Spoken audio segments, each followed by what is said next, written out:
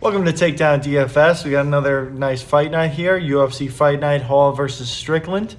We got a couple fights fall off this card, but it still should be a great card here. But yeah, welcome to Takedown DFS. You guys might have noticed the title change here because, hey, I'm officially affiliated. I'm a partner with SUPERDRAFT, so I'm going to be breaking down some of the SUPERDRAFT plays.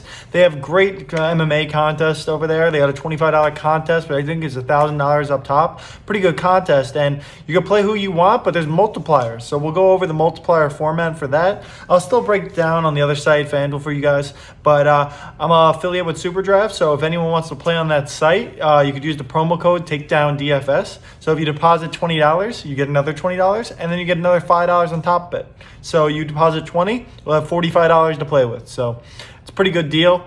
They match your 20, and then you get an extra 5 with Takedown DFS promo code. So it's great to be an affiliate with them, and great site. I love playing over there. So let's get into the card here, though. UFC Fight Night, Hall versus Strickland.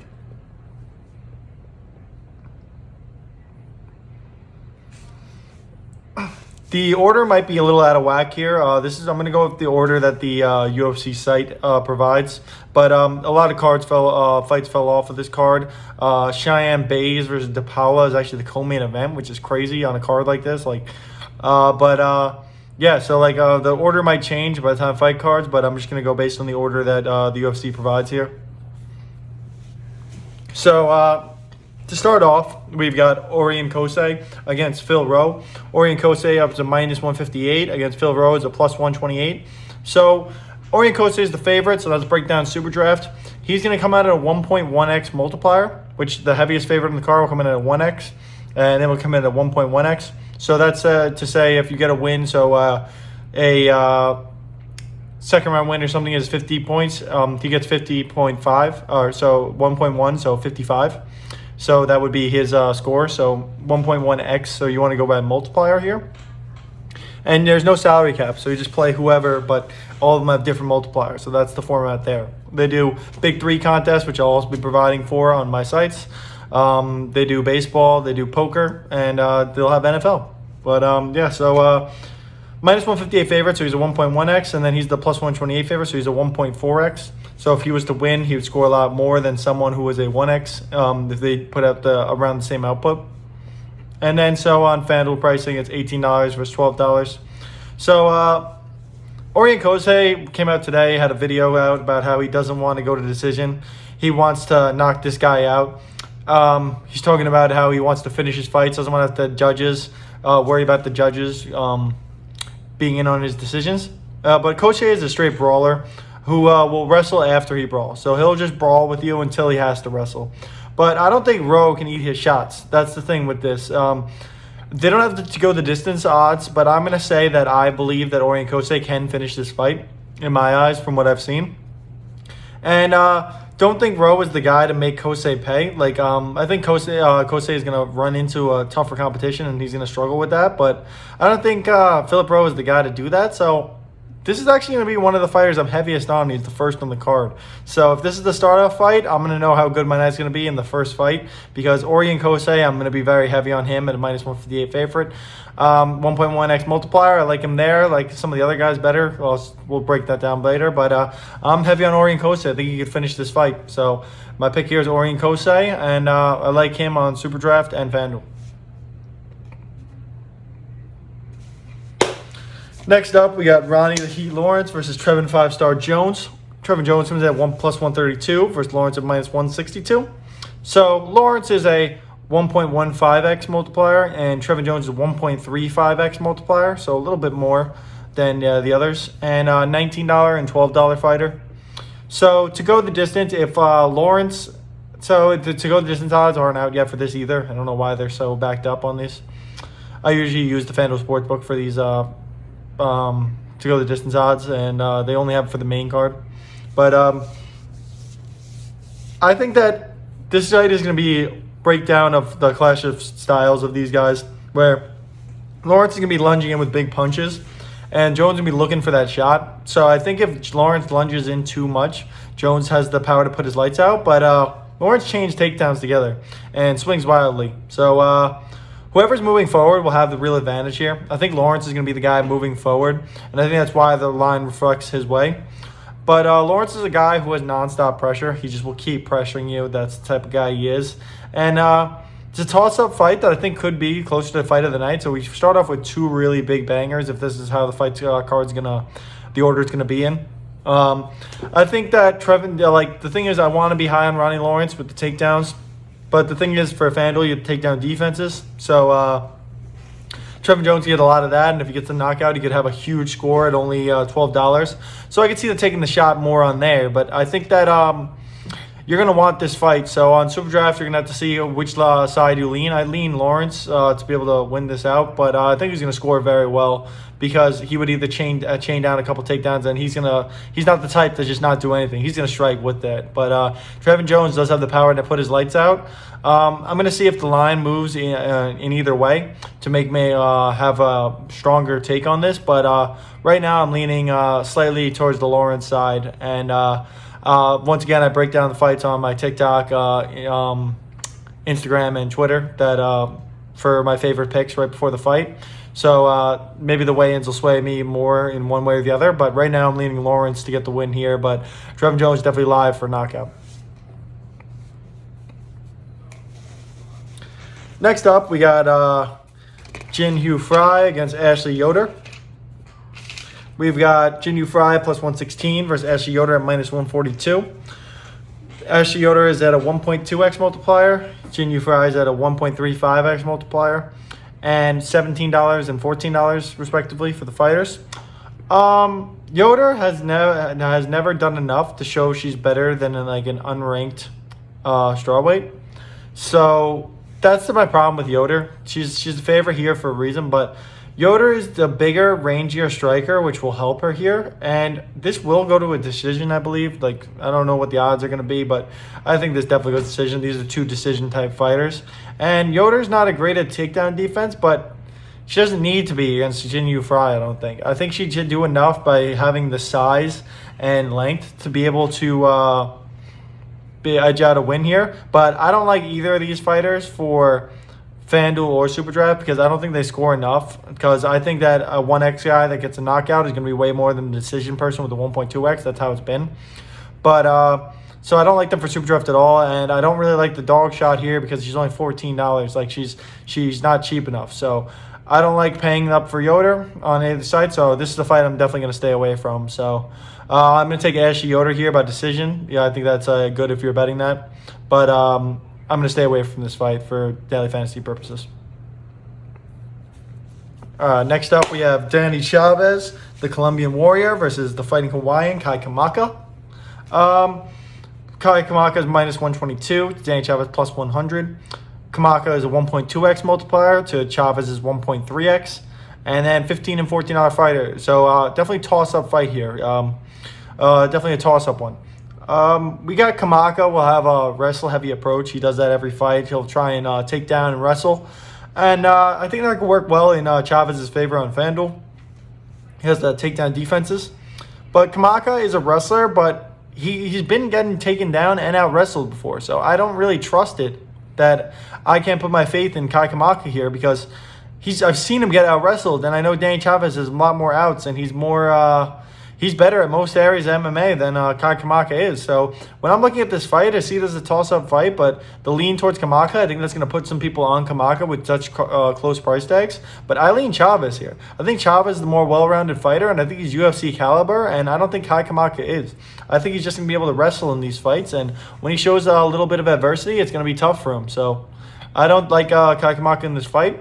I think Danny Chavez is definitely viable at the 1.3x multiplier. I don't know if he's going to get a finish here, but and especially on FanDuel because on SuperDraft there's no takedown defenses, but FanDuel has takedown defenses, and if he chain wrestles and tries to go for takedowns and he gets 9 or 10 takedown defenses, that could be a huge score. Like we saw last week with Sandhagen. Sandhagen actually scored more than Dillashaw, and Dillashaw won the fight, even though that one, I'm not going to lie, I thought Sandhagen edged that out. So let me stop this real quick after this. I have Chavez winning the fight. I like him for SuperDraft and FanDuel.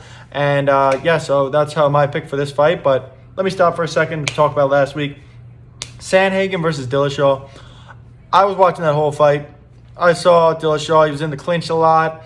Was able to get a few takedowns. He did that, but he got beaten up a lot. Like, he got pieced up by Sandhagen a lot. He was able to eat the damage very well, and I think that was the reason why he was able to eke out some rounds. But I saw a lot of people that saw it 48-47 Sandhagen, and that's the exact way I had it. But this is what I'm going to say on that is when if Peter Yan does not beat Aljamain Sterling, or they book the fight with Dillashaw versus Sterling, that will sell. Dillashaw versus Yan will sell. Sandhagen versus Sterling, I don't think that would sell very well. So I think that's the UFC kind of saving their ass and being like, it was a close enough fight. Let's get with the guy that's going to make us more money, the comeback story, the pay-per-view numbers guy. So that's the way I saw that fight end up. But trust me, Dillashaw's a tough guy. That was a great fight by him. But I think Sandhagen did enough, and I feel bad for the guy. So, yep, that's how my take on that. But let's go to the next fight. We got Rafa Garcia at minus 300 versus Chris Grutzmaker at plus 225. It's the biggest favorite on the board. And that's why we have a 1x multiplier and a 1.5x multiplier, which is the biggest multiplier that you can get on SuperDraft. But Rafa Garcia is $23 to Chris Grutzmaker's $8. So that's the biggest difference on FanDuel as well. Cheapest guy to the most expensive guy. And yeah, Rafa Garcia, he's the former Combate lightweight champ. He's a tough guy. Rafa Garcia is a guy that will chase you down in the cage. He does not let you breathe for a second. And Grutzmaker is billed as a boxer, but gets completely outboxed. And that's why I don't understand why this line is minus 300. I think it should be more. I think Garcia is going to piece this guy up. It's just on FanDuel. I don't know if I'm going to get to that price tag, because it's a very hefty price tag for a lot of people I want to pay up for. But yeah, if the price wasn't a thing, he'd be my favorite guy there. And then the 1x multiplier, that doesn't scare me off too much, because I think he's going to end up getting a finish here. So I actually like him a lot, the 1x multiplier here. But on SuperDraft, I forgot to tell you this part, guys, but when you have a captain, they get points and a half. So a 1.5x on Garcia in the captain spot. So like a 1.1x guy would be 1.65x, because it's 0.5 more, or 1.5x of whatever it is. So I wouldn't put him in the captain too much, because you can get if you get an underdog, it can be like 2.25x in the captain spot, which would be crazy. So I don't like him in the captain spot that well, but I like him as one of my top SuperDraft plays for sure. But Garcia should win in every spot of this fight, and I believe him to get the finish. So this can be my take here. I like Garcia. If you could pay up for him, if you find salary, go for it on FanDuel. But on SuperDraft, I wouldn't put him in too many of your captain spots, but I would definitely put him in your lineup. I wouldn't shy away from that 1x price tag.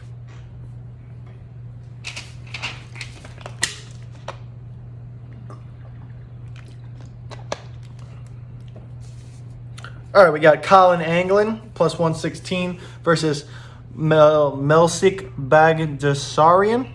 Got it, Melsik Bagdasaryan, minus 142.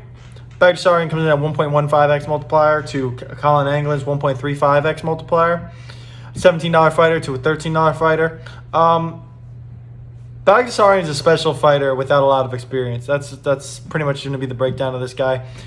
They're both making their debuts, these guys. And as the fight goes on, this fight should favor Anglin, and he's a more wrestler-based. Bagdasaryan is one hell of a kickboxer. But his lack of experience shows that I've noticed that when he fights, in some of his fights, he's more reactionary to things. He's not fully understanding what is going on at the moment. He has to really react, like, oh, I'm in this position, or oh, they're going for the takedown here, and try and react on the fly, which with experience you kind of know. Like, all these top guys know what's about to happen, or what's the proper way to go about defending something like this. But that's where I think it's going to hurt Bagdasaryan. But if this fight stays on the feet, Bagdasaryan should piece him up on the feet. But I don't think it's going to stay too much on the feet, because Anglin has a wrestling background. And that's the thing, is I think he's going to be able to eke out a decision here, because I don't know if Bagdasaryan's going to be able to put him out, because this kid Anglin looks like a tough kid, and he's a tough wrestling type guy. But Melsik, if he wins, should be a crazy first round knockout. If he doesn't, I think it's going to be a decision by Anglin. So I like Anglin at $13 on FanDuel. I like him as the underdog there because he could get takedowns. He could possibly eke out rounds over there. But I think he might not score enough for the SuperDraft scoring, even though he's a 1.35x. And I'd rather take a shot on the first round knockout on there, because a first round knockout at a 1.15x multiplier is pretty good. So I think Melsik Baghdarian is definitely the guy is going to score more well if he wins. But I think Han Anglin's the guy that I think is going to be able to eke out this decision. Would it shock me if Baghdarian comes out there, pieces him up on the feet, and able to clip him and put him out there? No, not at all. But if I had to put one way or another, I think Anglin ekes out the decision. So I go Anglin here. If you're betting that way, take the underdog. But Baghdarian is definitely going to be a tough kid for a couple of years to come now.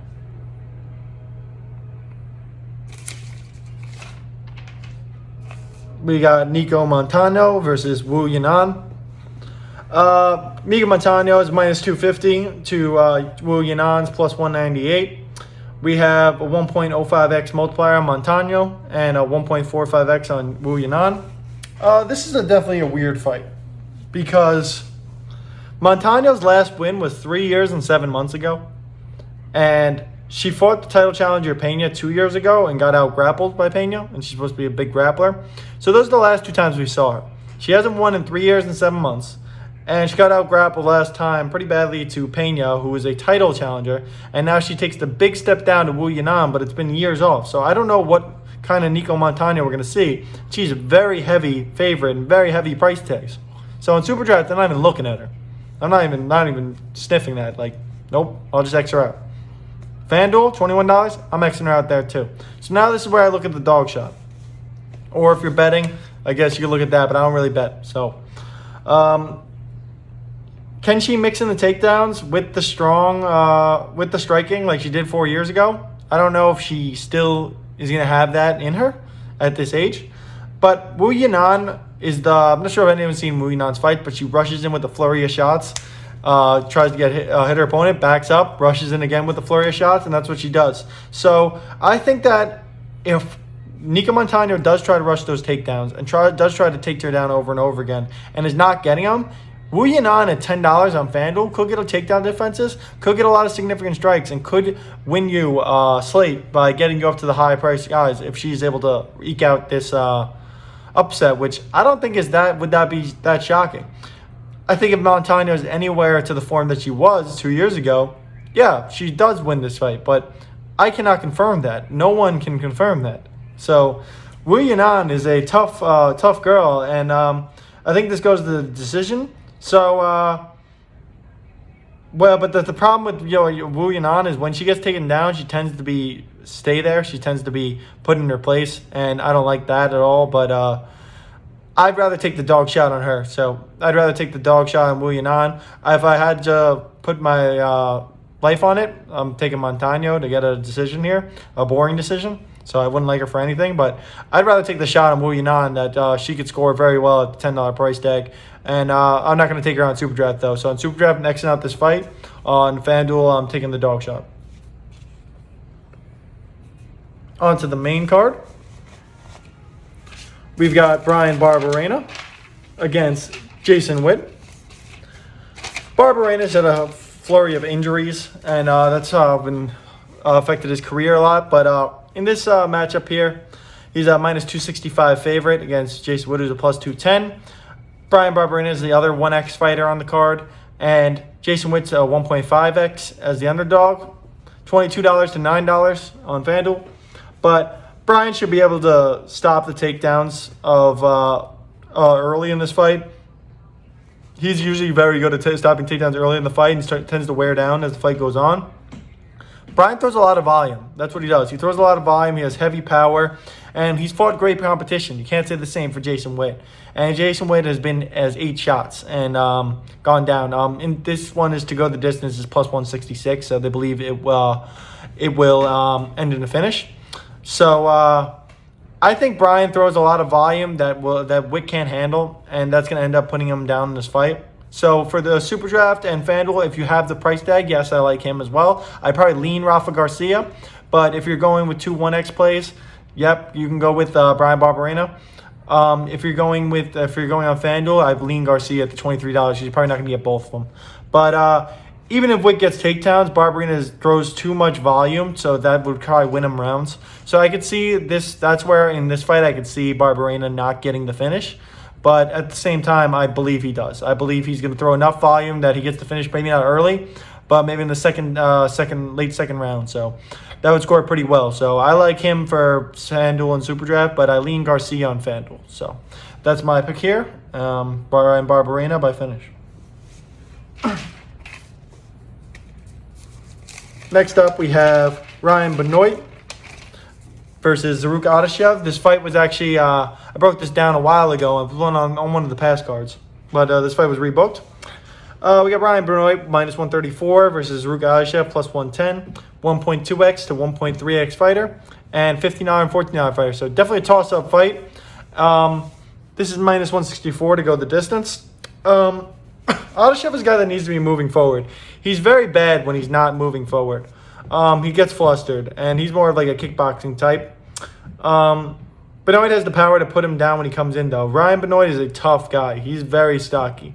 Benoit has great power and good offensive wrestling. It's the defense that he struggles with. That's the thing where if Adeshev is moving forward, he could be able to get a little bit ahead in this fight. But I think Benoit should be able to mix in the power with his wrestling and get a decision. I think it's minus 164 to go to decision. I believe that's true. I know Benoit has the power, but I think Zaruk Adeshev is a tough guy. It's not going to go down in one shot. And if he does get hurt, he'll be able to clinch up, and they'll be able to neither guy pretty much wants to get into a bad spot, so they're both going to be in clinch a lot and then striking. So that's what I feel like a lot. And then Benoit's going to go for the takedowns and get offensive wrestling in and eke out rounds. So I think this is going to be a thing where Benoit's going to be able to win 2 out of 3 rounds. 2 out of 3 rounds is going to look really good, and 1 round he might look pretty bad. It's just, can he survive that 1 round, and can Zaruk Adeshev eat those shots? So I'm going to take Benoit here. So on FanDuel, I really like him at the toss-up fight. I'll go Benoit. And on SuperDraft, 1.2x. Do I like him better than the 1x plays? Not really, because I don't think he's going to go to finish. Do I like him better than Kosi? No. 1.1x. I don't think that's enough of a multiplier. So, yeah, I mean, he's down in the pecking order on my list, but definitely a fighter I have winning. So, yeah, you could definitely go with him. But I like the other fighters ahead of him. But I'm going to take Benoit here in this fight. I like him a lot for FanDuel.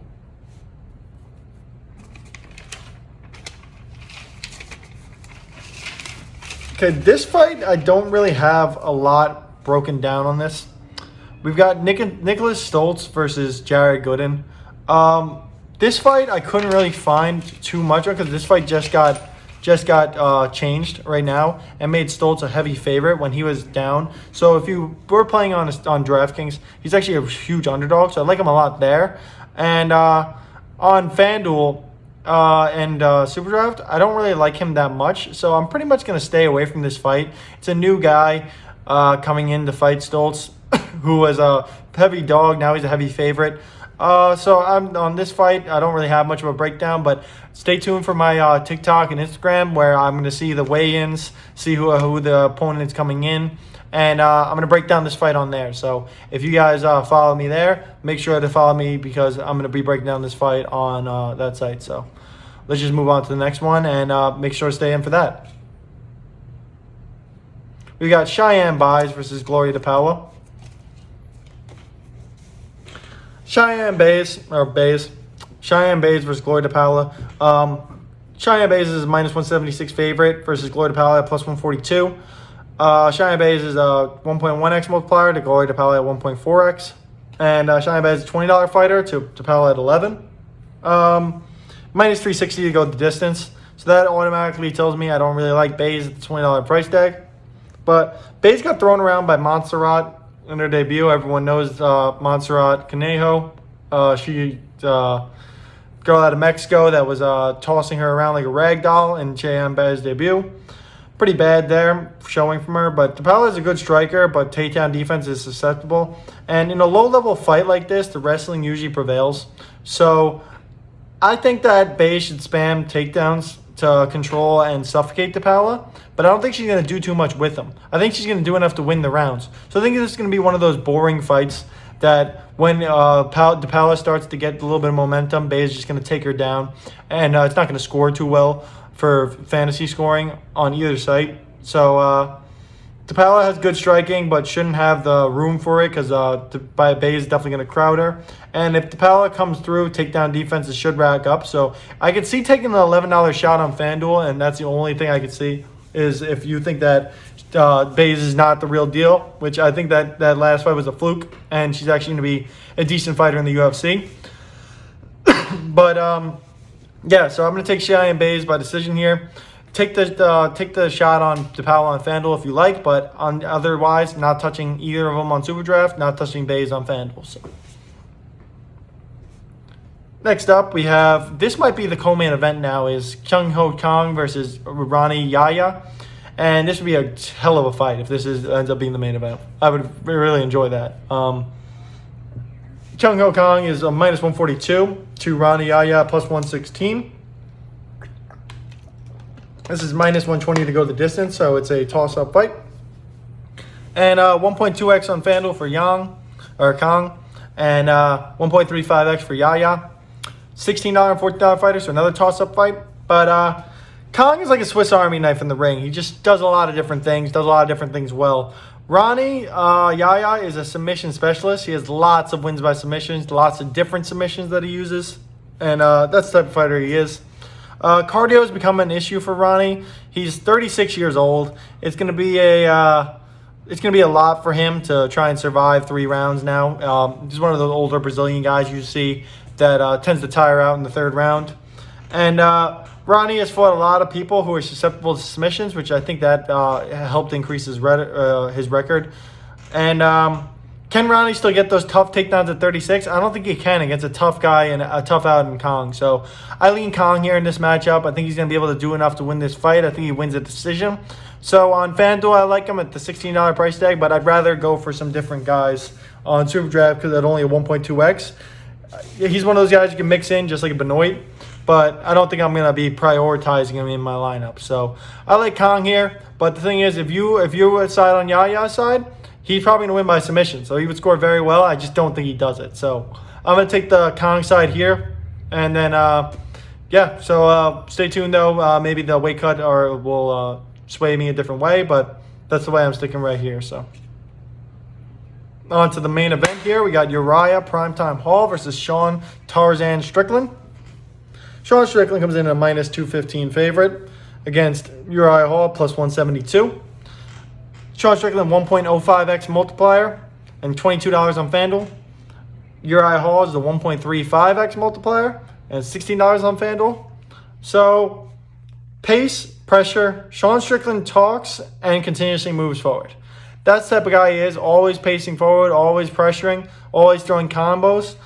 Strickland is always throwing feints, shots, or combos. So he's always doing something. He's always moving and throwing or doing some sort of feint or setting up a combination. The thing with Uriah Hall, though, is as he goes on through his fights, he reads his opponents. And the more his opponent throws, the more he's able to read their shots. And Uriah Hall is one of the scariest guys to ever go into a ring with. He's a very terrifying knockout artist. He's a strong guy, and he knows how to put that shot on you. So that's scary to me. Hall struggles more with the power guys that can knock you out in one shot. And Strickland, he's a tough guy. I don't think he's that guy, though. He's the guy that'll wear you down with combos. Volume guy, he figures it out, you know. But that's what happens with Hall. He figures out the volume guys. So everyone knows what Strickland does, just no one's able to figure that mold. And I think if anyone's able to figure that mold, it's Uriah Hall. And Hall turns 37 on fight day, so that's going to be his birthday this Saturday. So he's an older guy. Can he have the pace to go 5 rounds with a guy like Strickland? Can Strickland have the pace? We don't see that. But Hall doesn't die, and that's scary to me. He's not a guy that you overwhelm him with volume and he just dies there in the ring and goes down and starts to wear out. He's not that type of guy, which is definitely scary for this. But Hall can put down any single guy in any fight with one of his counter strikes, and that's what scares me here, and that's what's leaning me towards Uriah Hall in this fight. I think Sean Strickland is going to have a bounty of significant strikes, but I think that the fight is going to go Strickland's way until it's not. And when Uriah Hall is able to land that counter strike and put him out, I think he puts the lights out on him. So this is a toss-up fight for me. Very, very much of a toss-up. I don't know why it's minus 215. So that's why it's a toss-up fight for me. If this was a toss-up, I would lean heavy towards Hall, but that's the thing that's making me toss up here. I think that fight stack is viable on SuperDraft because Strickland should have a lot of significant strikes. And if Uriah Hall wins, it's 1.35x multiplier. You need that. But at the same time, it's like Uriah Hall is $16 on FanDuel. And Strickland is 22. So if I could pay up for the other 20 through 23 guys, I think you win. And Uriah Hall can get the win. I think that's the better strategy for me. I think Uriah Hall is able to counter-strike on Sean Strickland. But it's whatever, because whoever wins this fight is scoring very well. So it's going to be definitely a tough fight here. So... yeah, I'll break down all my favorite plays for you guys on my Instagram and Twitter and TikTok. But make sure to sign up for SuperDraft because they have great MMA contests. Easier for a contest to win because you don't have the thousands of people in the pool. So, yeah, I think there's definitely an edge on SuperDraft, and I think you guys would really enjoy it. So use my promo code TakedownDFS. It'll be down there in the bio. Make sure to sign up for that. It'll be it's definitely a fun site to play on. I really, really enjoy it for MLB, and I can't wait for NFL to be on there. But yeah, thank you guys again for watching the video. Like and subscribe, and make sure to follow me on Instagram at TakedownDFS, TikTok at TakedownDFS, and Twitter at TDownDFS. And let's take down.